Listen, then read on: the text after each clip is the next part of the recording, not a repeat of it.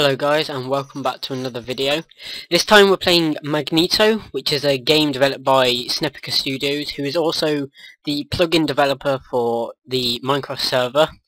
And Magneto is basically a game where you slide these little blocks that you see bouncing at the top, and you just got to sort of get three in a row, three next to each other, in order for you to gain points.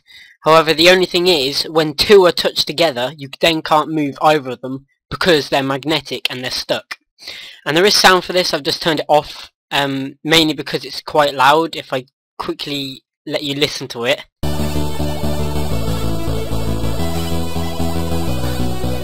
Yeah, so that sort of goes on throughout the entire game, and I think it gets a bit quieter when you're playing it, but I'm not too sure, because I usually play with the sound off. And you can also turn off the particles that are at your mouse. But firstly, you can check out your high scores. Return. For some reason my high scores didn't save. I think that's because I deleted the save file for them. But anyway, we're going to start off with 4x4 just because that's easiest. And so here we go. We just start off with one red square or whatever, and you just click it, and then you can click which way you want it to go. So let's make it go this way. And now we have a yellow one. So neither of these, because they're not the same colour, they can't go together, but these two can. So if we move that down, now we have two together. We just need one more to make that, to get some points from it. However, now if I click these, I can't move them because they're magnetic and they're stuck together. So let's try and get these together, and now we can move this across, and then we've got points. And it shows the latest points you got bouncing up and down in the background. And we can get some more points by sliding them together. And each square gives you a different amount of points. So red's the lowest, then yellow, and then as you progress, more colours will start to appear. But for now, it's just the basic amount of points. So if I just keep going along, you have to try and make sure, and also the more you get in a row, obviously you get more points.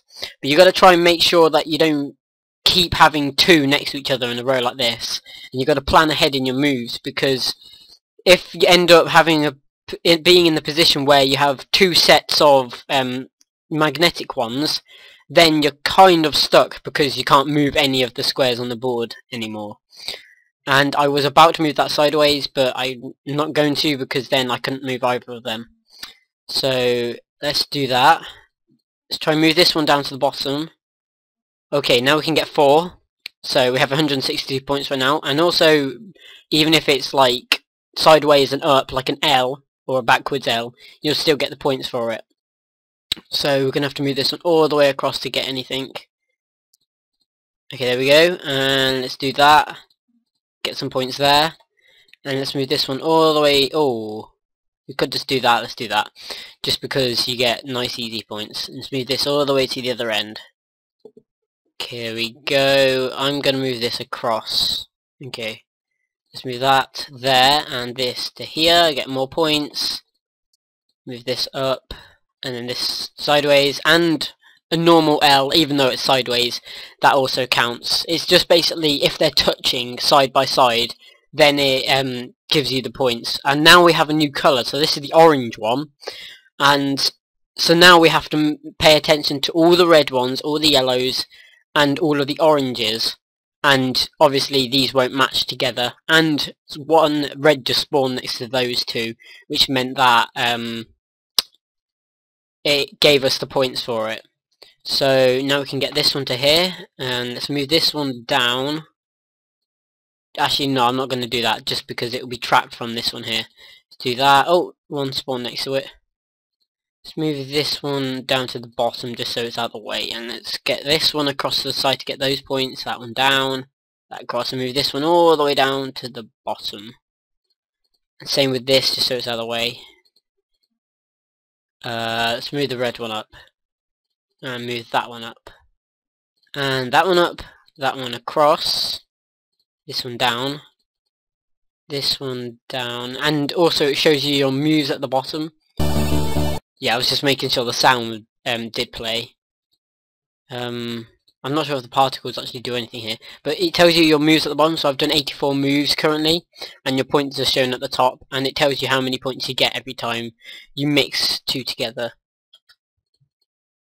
So if I move this across, let's get this one to the end.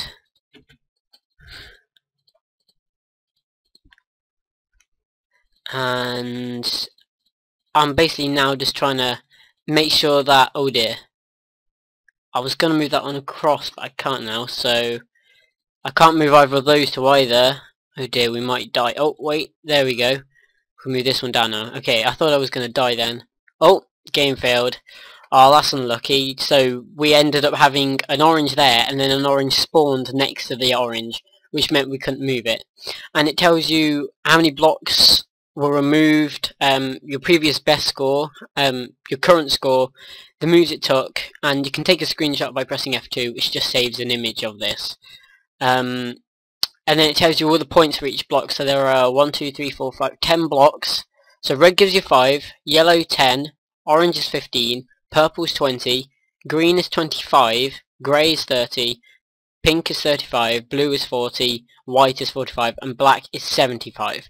So basically when you get to black, if you ever get to black, you will have pretty much blocks everywhere. There's 10 blocks, so 1, 2, 3, 4, 1, 2, 3, 4. So you could, if you're really unlucky, end up having each square with a totally, well, each square could like be filled up with a different block. So the first two and a half rows could all be different coloured blocks, which would basically mean you've lost. Which is why this can actually get quite hard, and why it's totally different to other games that are similar to this.